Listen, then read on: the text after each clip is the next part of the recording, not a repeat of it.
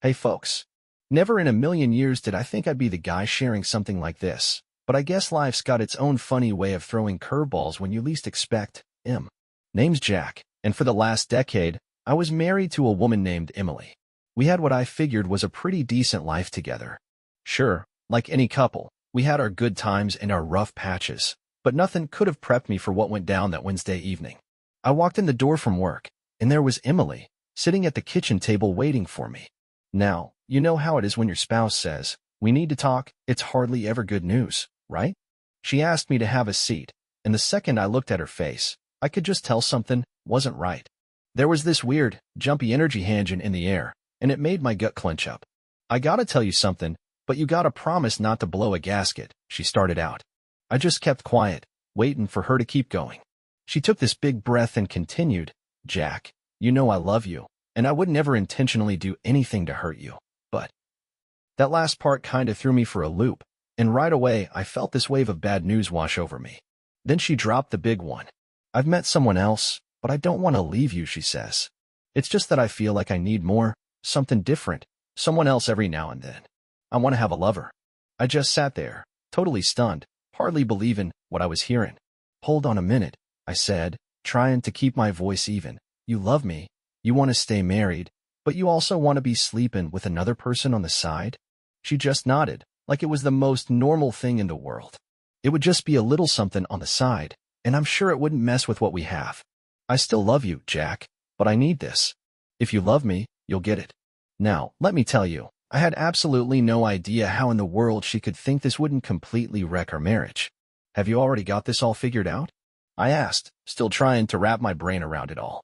"Yeah," she answered. "We were thinking about getting away next weekend." That was it for me. "Okay, Emily," I said, "how would you feel if I told you I wanted to sleep with another woman?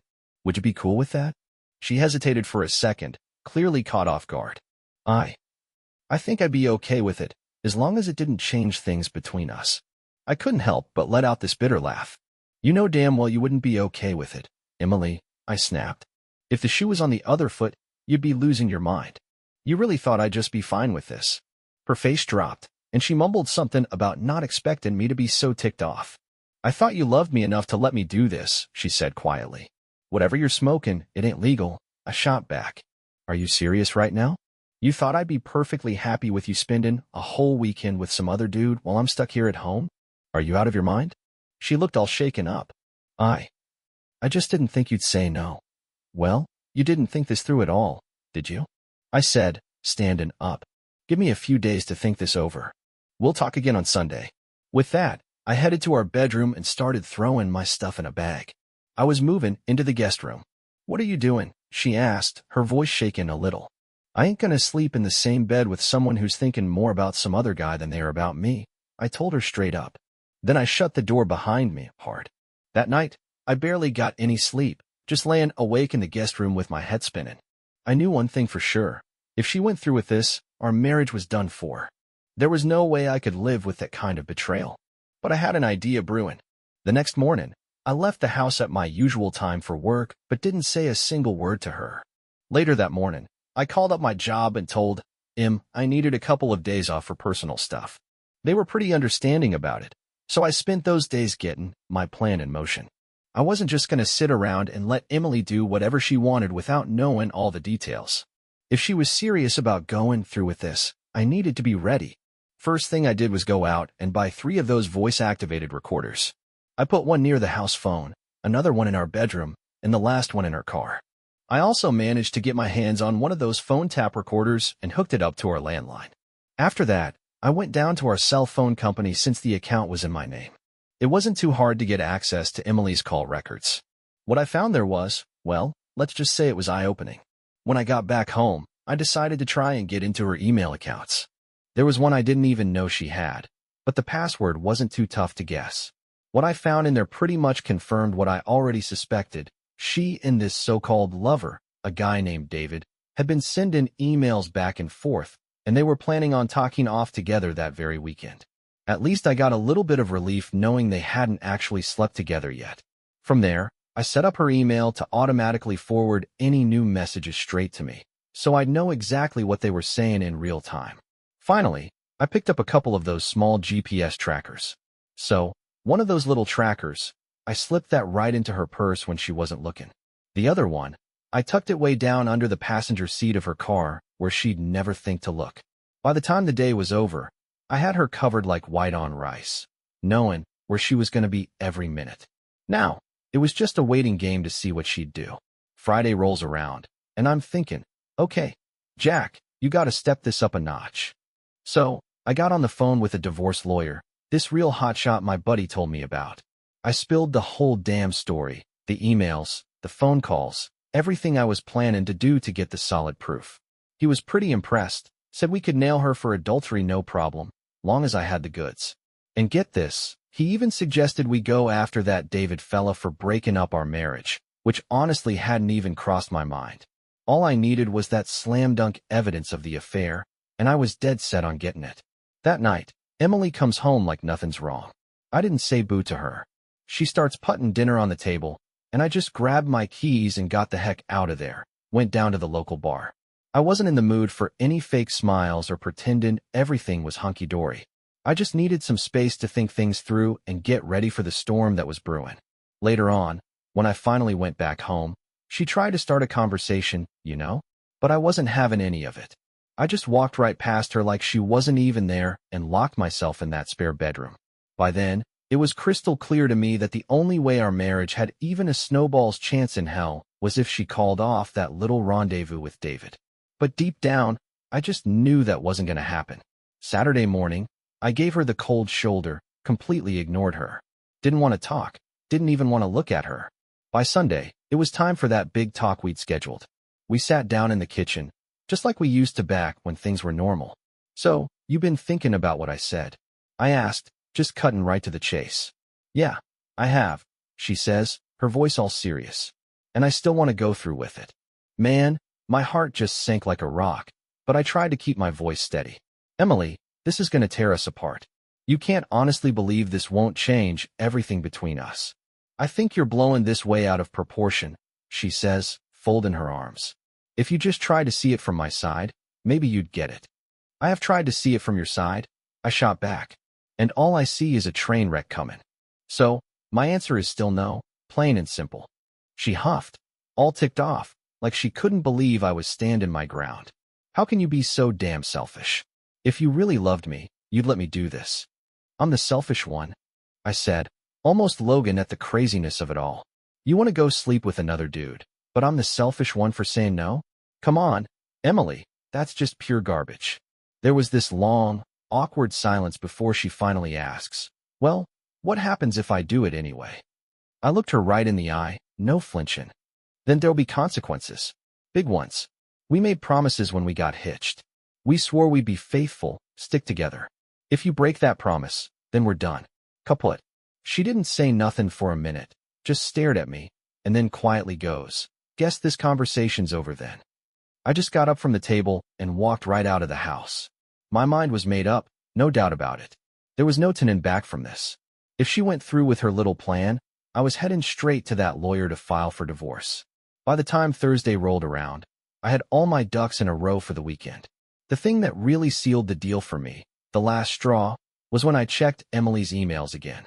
Her and David had locked in their plans, and get this, he'd even booked a fancy hotel room for him in Denver. They were going to meet up Friday afternoon and spend the whole damn weekend together. The way they were talking about it, you'd think they were planning a second honeymoon, not, sneaking around and cheating. But what really made my stomach churn was how casual Emily was about it, like my feelings didn't even enter the picture. So, I went online and booked the exact same damn hotel room they were planning on staying in, only I booked it for Thursday night, the day before they were supposed to meet up. My plan was simple but effective. I wanted to rig that room with hidden cameras to catch every single thing that went down. Not just to cover my own but in the divorce, but to make sure I had enough dirt to sue that David fella for messing with my marriage. This wasn't just about me and Emily anymore. It was about making sure both of them paid the price for what they were doing. That afternoon, I took a sick day from work and drove my tail down to Denver. I checked into their hotel room and spent a good couple of hours getting everything set up just right. Those fiber optic cameras are tiny little things, easy to hide anywhere, perfect for getting the footage I needed without suspecting a thing. I tested all out to make sure they were working like they should. Once I was sure everything was in place, I headed back home, feeling this weird mix of being totally ticked off, heartbroken, but also kinda satisfied that I was taking action. Back at the house, I made one last stop at the local store and picked up a small can of pepper spray. I had this little idea for a bon voyage gift for Emily and her buddy David. That night, Emily acted like everything was just peachy, like she wasn't about to blow our whole life to smithereens the next day. It was almost creepy how calm she was. Meanwhile, I could barely stand to be in the same room with her. Friday morning rolls around, and I'm up before the crack of dawn. What Emily didn't know was that I'd already signed those divorce papers at my lawyer's office the day before. All I needed now was the evidence, which I figured I'd have locked down by the end of the weekend. The plan was simple as could be. Serve her with those divorce papers right there at her workplace on Monday, and make damn sure that David got his serve too. So, I checked that little GPS tracker thing on Emily's phone, and wouldn't you know it, she was at the damn salon, probably getting her hair all fixed up for her big romantic weekend. While she was out, I thought, what the hell have I got to lose, and went snooping in her suitcase. And there it was, plain as day, the brand spanking new lingerie she bought for this David character, stuff she never even glanced at for me in 10 years. It stung, yeah, but honestly, I was past the point of being shocked. That's when I remembered that pepper spray I'd grabbed. I pulled it out, and yeah, I ain't gonna lie, I went full petty. Give a good little shot right in the crotch of those fancy panties and right in the cups of that bra. Was it low? Maybe. But after the garbage she was pulling, I figured I'd earned that little bit of messed up satisfaction. Zipped her suitcase back up, left it like I found it. Then, I marched my butt straight to the bank. No more playing nice. I shut down every single one of our joint accounts and moved every last dime into a new account, just in my name. Canceled all the credit cards with both our names on them too. After taking care of that, I went back home, ready for the final showdown. Around 12:45, I figured she'd be getting ready to go play house with her new boyfriend. I walked upstairs to her room, and there she was, standing in front of the mirror in that damn lingerie. She looked up when I walked in, and for a second, you could cut the tension with a knife. You sure went all out for him, didn't you? I said, and I'm pretty sure my voice was dripping with more sarcasm than a bad sitcom. She just looked away, but I wasn't about to let her off the hook. Too bad you never put in that kind of effort for me. Jack, it's not like that, she mumbled, her voice all weak, like she finally realized she'd screwed the pooch big time. I just wanted to feel good, that's all. You wanted to impress him, I snapped back. You're more worried about what that clown thinks than what I've been thinking for the last decade of my life. She didn't say a word, and frankly, I wasn't interested in her lame excuses anyway. I walked right up to her, took her left hand in mine, and started yanking off her wedding ring. This meant something to me, I said, real quiet, but clearly not to you. I ain't gonna have you wearing the ring I gave you while you're out there making goo-goo eyes at some other dude. She didn't even try to stop me, just stood there like a dummy while I slipped the engagement ring and the wedding band into my pocket. That engagement ring was my mother's, I added, just to twist the knife a little. So, yeah, I'll be keeping that. I let go of her hand and backed away. Look, Emily, I won't be here when Loverboy comes to pick you up. But let me tell you one damn thing. Don't you ever bring him into this house. If you do, all hell's gonna break loose. You understand me? She just nodded, looking like I'd slapped her. I won't. I promise. Good, I said, turning on my heel. I'll be watching. As I walked out, I could hear her whimpering my name, but I didn't even flinch. I was done listening to her garbage. I parked my truck down the street where I could keep an eye on the house without her spotting me. Part of me, the stupid, hopeful part, maybe wished she'd have a sudden moment of sanity, but I knew better. This was the real Emily, selfish as they come. A couple of hours later, that David's fancy car pulls up. I watched him strut up to the door and ring the bell like he owned the place. Emily comes out with her suitcase, and what does she do? She lays a big, sloppy kiss right on his mouth, right there on my damn porch. Then, get this, she actually looked right in my direction, like she knew I was watching, and gave me this smug little smile. That was it. That was the last damn straw. I flipped her off as they drove away, and that stupid smile finally wiped off her face. I drove straight down to Denver, checked into my hotel, made sure it was close enough to theirs to smell their cheap perfume, and got my laptop fired up. By the time I had those little cameras rolling, I saw M. Walton, into their room like they were king and queen of stupid town. They didn't waste any time getting their clothes off, and I could see David fumbling around in bed with her. And let me tell you, it didn't take a genius to see that David wasn't exactly working with a full deck down there, if you catch my drift. Emily traded in a 10-year marriage for a guy who, well, let's just say wasn't bringing much to the party in that department. It was pathetic, I know, but watching that whole sad scene gave me this twisted sense of, yeah, that's about right. She threw away everything for that? What a loser. David barely lasted a few minutes, and judging by the look on Emily's face afterward, she was about as satisfied as a cat in a bathtub. That's when it really sunk in that I'd made the right damn decision.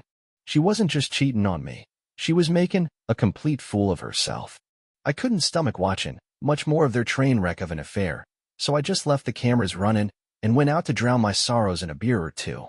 When I finally got back to the hotel later that night, they were both passed out. Emily looked all ticked off even in her sleep, and David, well, he looked like he'd just won the lottery. Didn't matter to me anymore. I had the damn evidence I needed to kick this divorce into high gear. The rest was just bonus footage.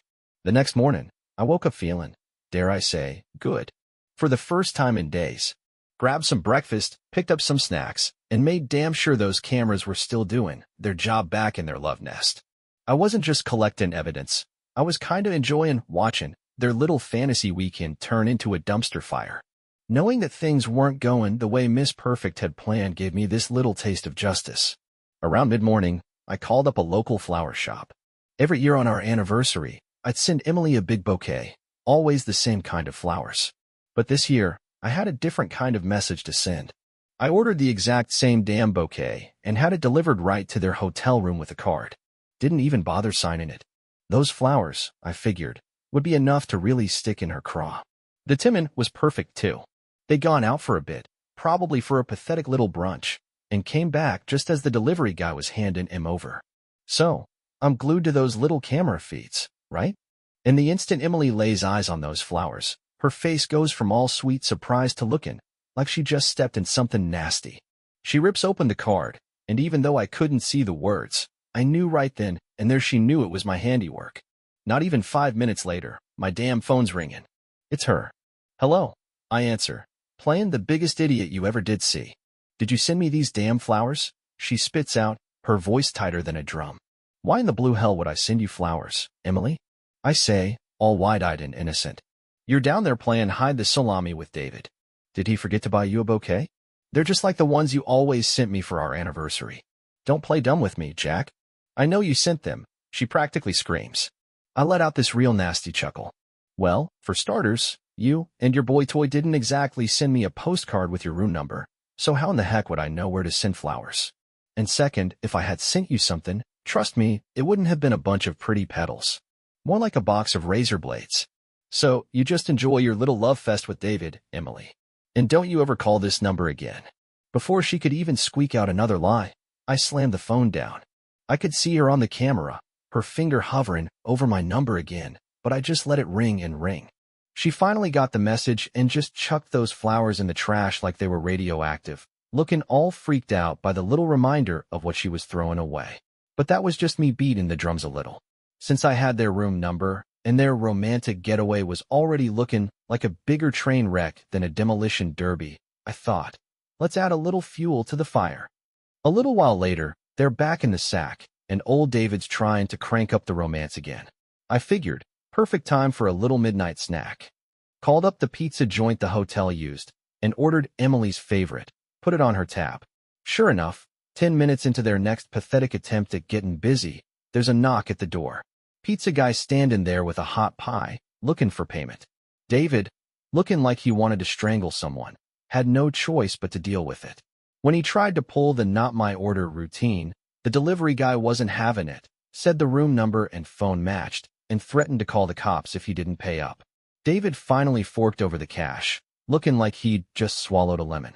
They ended up eating the damn thing, probably 'cause they're too cheap to let it go to waste, but you could see the daggers flying between them. Definitely not the candlelit dinner they were dreaming of. Later on, after they'd finished their awkward pizza feast and were trying to unwind, I decided to give Em another little surprise. This time, I called a sub shop and ordered Emily's favorite, had it sent right up. Wouldn't you know it, just as David was getting ready to hop back on the merry-go-round. There's another damn knock at the door, sending him into a full-blown red-faced rage. Emily, though, she was starting to figure things out. He knows where we are, she says, her face pale as a sheet as she stared at that sandwich. He's messing with us, David. That idiot David didn't want to believe it, but she laid it out for him. How I'd hacked her email and must have seen their pathetic little plans. I couldn't help but grin as I watched the light bulb finally go off in her head.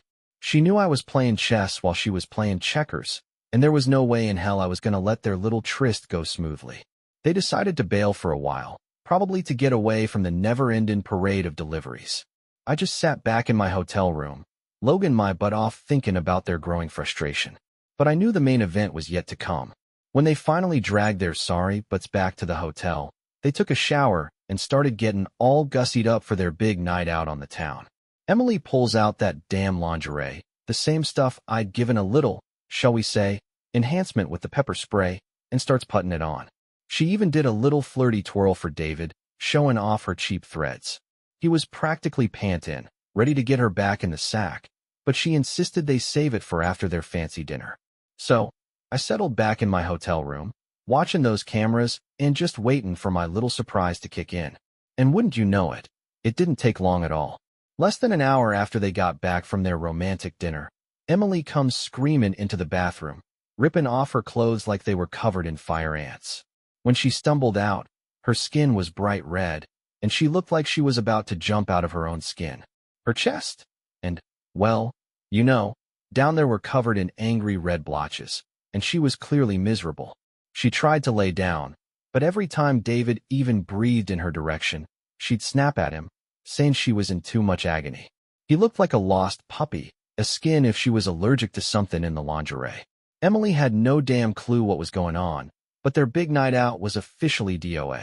There was zero chance of any more hanky-panky with her looking and feeling like she'd been rolled in poison ivy. I couldn't help it. I just burst out Logan. That's what you get, you snake. Sunday morning finally rolls around, and I knew the end was near.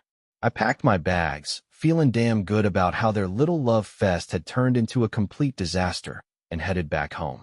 But Emily and her boy toy were in for one last kick in the teeth before everything went nuclear. When I got back to the house, I made damn sure everything was ready for her grand return. Changed the locks on every door, and I'd already bagged up most of her junk, piled it up right by the front door like the trash it was. She wouldn't be staying here a minute longer than she had to. Around mid-afternoon, here she comes, strolling in like nothing's happened.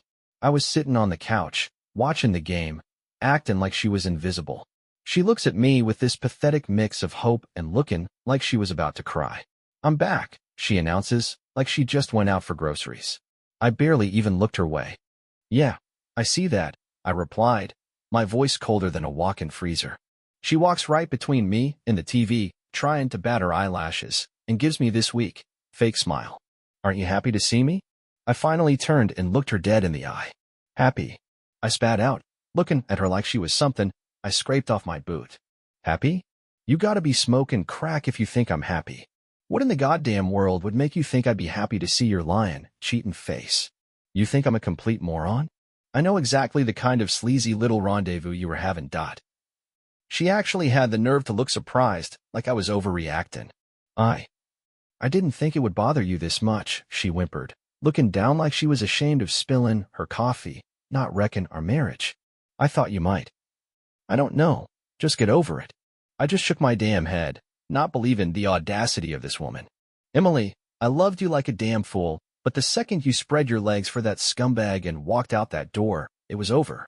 Kaput. You tore my heart out, stomped on it, and now? Now, I wouldn't piss on you if you were on fire. I don't give a rat's ass if you came back or got abducted by aliens."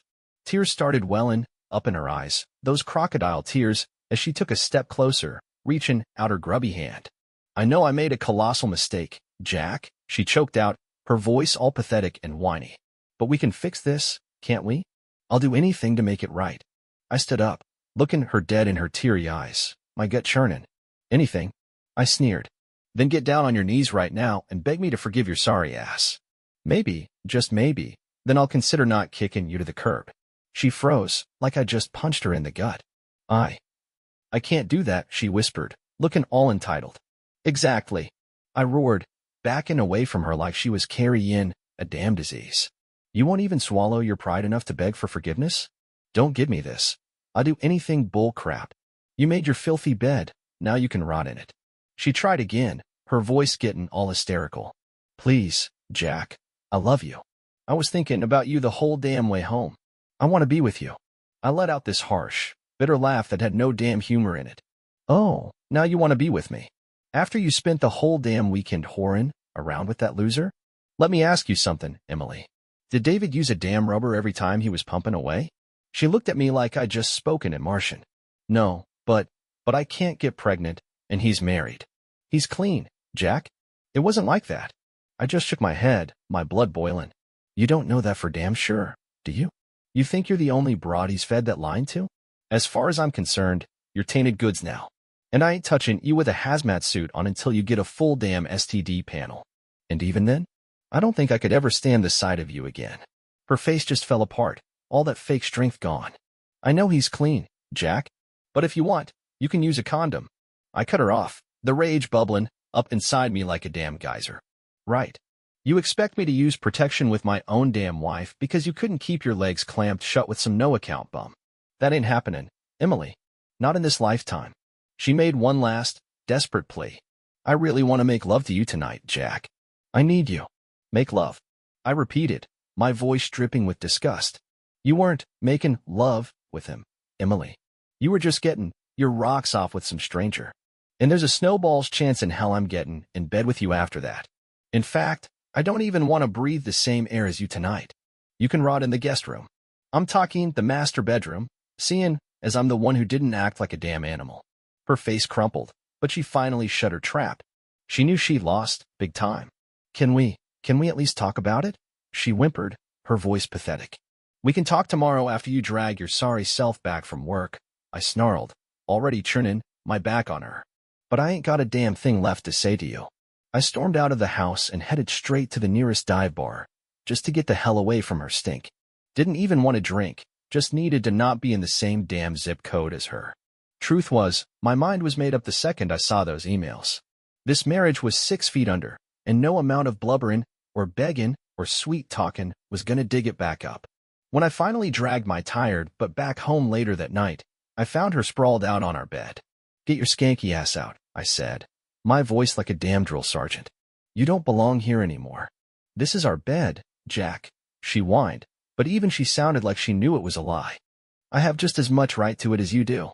You gave up that right the second you spread imp for him. I shot back, not giving an inch. So either you haul your sorry carcass out of that bed right now, or I'll damn well drag you out myself. She started bawling, but she finally dragged herself out of bed and shuffled out of the room. I slammed the door and locked it behind her, ignorant the sound of her sobs echoing down the hallway. Didn't matter anymore. Nothing she could say or do could unscrew what she'd done. The next morning, I barely even acknowledged her while she was getting ready for her walk of shame to work. She gave me this look with those red, puffy eyes and choked out, I love you, Jack. I didn't even blink. Just gave her this dead, empty stare. I used to love you too, I replied, making damn sure she heard the used to. The waterworks started up again as she turned and slunk out the door. As soon as her car was out of sight, I started shoving the rest of her garbage into those black plastic bags. It was time for her to be gone from my life, period. After she finally hauled her sorry self off to work that morning, I got down to the real business. Packed every last damn thing she owned into those trash bags and dumped him by the front door. Every single one of her possessions felt like I was throwing out a piece of a life I couldn't even recognize anymore. Once all her crap was piled up and ready to go, I made the phone call I'd been counting down the seconds to make. I dialed up David's wife, Lisa. She picked up, sounding all confused. Hey, Lisa. This is Jack, Emily's soon-to-be ex-husband, I said, my voice cold and steady. Do you have any idea where your husband, David, was this past weekend? Lisa hesitated, her voice all shaky. He told me he was on a business trip. Why are you a skin? I took a deep breath, getting ready to drop the nuclear bomb. He wasn't on a business trip, Lisa. He spent the entire damn weekend in a hotel room with my wife, Emily. And I've got all the damn proof you could ever want. Emails, texts, pictures, The whole damn sorted mess. I'm willing to send it all to you if you want to know the God's honest truth. There was this long, heavy silence on the other end, and then I heard her voice crack, like her whole world was falling apart. You have proof? Damn right, I do, I said, my voice hard as nails. And I can forward it all to you right now. Or better yet, we can meet up, and I'll show you every single disgusting detail. And to my surprise, God bless that woman, Lisa agreed right then and there. We set up a time to meet later that same damn afternoon. When I pulled up to her place, I gotta say, I was floored. Lisa was, wow, tall, blonde, and just beautiful in a way that made you scratch your head and wonder what in the world David was thinking. I could tell she was just as surprised to see me, but we didn't waste any time on small talk. There was way too much messed up stuff to get into. I laid it all out for her. Those damn emails between David and Emily, the phone records that screamed betrayal, the video evidence I'd been up all weekend collecting. She was absolutely furious. You could see it in her eyes, but she held it together, tougher than I expected. We talked for what felt like hours, just two people trying to make sense of something that made no damn sense. By the time I left, Lisa had decided she was going to hire my divorce lawyer to handle her case too. The lawyer, bless his heart, agreed to take both our cases and even gave us a bit of a break on the fees for sticking together. As we walked out of his office, Lisa turned to me, her voice heavy with all the pain she was trying to hold back. I can't believe this is actually happening, she said, looking lost. I know, I replied, trying to offer some kind of comfort. But we'll get through it, Lisa. We both deserve a hell of a lot better than this. We said our goodbyes, and I drove back to my empty house, just waiting for the next bomb to drop. Didn't have to wait long. My phone rang, and it was Emily, and she sounded like a damn banshee. What the hell is going on, Jack? She screamed into the phone. I just got served with divorce papers at work. And David got papers too. He's getting sued for something. What the hell is this? I didn't even try to pretend I felt bad for her. It's exactly what I told you would happen, Emily, if you went through with your little weekend of fun and games. Consequences. Did you honestly think there wouldn't be any? I didn't think you'd actually do this, she whimpered, her voice all small and pathetic. Well, you thought wrong, didn't you? I said, my voice cold as ice. Now, if you want to talk more, we can discuss it when you get back to the house. I'm done with this conversation for now. And I hung up on her before she could spew any more of her self-pity. Then, I went outside, grabbed those damn garbage bags full of her life, and just tossed him out onto the front lawn. I was done playing nice. She made her choices, now she could damn well live with him. When Emily finally screeched into the driveway later that day, she came storming out of the car, her face redder than a tomato. The second she saw her stuff scattered all over my lawn, she went ballistic. How could you do this to me, Jack? She shrieked, spittle flying as she raged. You're ruining everything. I just stood there, calm as could be, watching her fall apart. I didn't ruin anything, Emily, I said, my voice steady. You did that all by yourself the second you chose him over me. You're the one who destroyed our marriage. She was sobbing now, her words barely making sense through the tears. I thought you loved me. I did love you, Emily, I said quietly, the pain still raw in my chest. I loved you more than anything. But you didn't love me. If you had, you wouldn't have done what you did. You threw us away. Her tears kept coming, but I was done feeling sorry for her. Now you need to leave, Emily. Take your damn stuff and go. You've lost the right to be here. She didn't even try to argue. She knew it was over, truly over. She started collecting her bags, her sobs filling the air as she crammed him into her car. Before she drove off, I handed her one last thing, the wedding ring I'd taken off her finger. I'd taken a hammer to it, flattened it out, turned it into nothing but a mangled piece of scrap metal. Here, I said, dropping it into her hand. It's worthless now, just like our marriage. Maybe you can pawn it for gas money. I leaned in and gave her a quick, gentle kiss on the forehead, the last damn time I'd ever touch her. Goodbye, Emily, I whispered, and then I turned and walked back into my empty house without looking back. For the next hour, I just sat there, the silence deafening, tears streaming down my face as I finally let out all the pain and anger I'd been holding in for so long. I cried until I had nothing left, and then I stood up, wiped my face, and made a choice. I wasn't going to let this break me. I had 3 paths in front of me: drown myself in a bottle, do something stupid and end it all, or pick myself up and move on, knowing I hadn't done a damn thing wrong. The answer was crystal clear. I wasn't gonna let Emily or that lowlife David destroy me. I was the one who deserved better. That evening, I made another phone call, this time to Lisa. We'd already kinda bonded over the messed up situation we were both in, and I figured, what the hell, dinner couldn't hurt.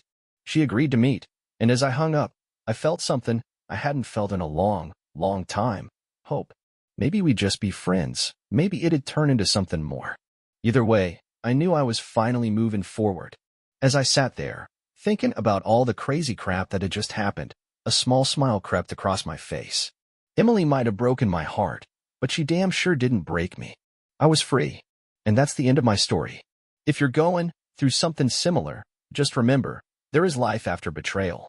And sometimes, walking away, even though it hurts like hell, is the best damn decision you can ever make.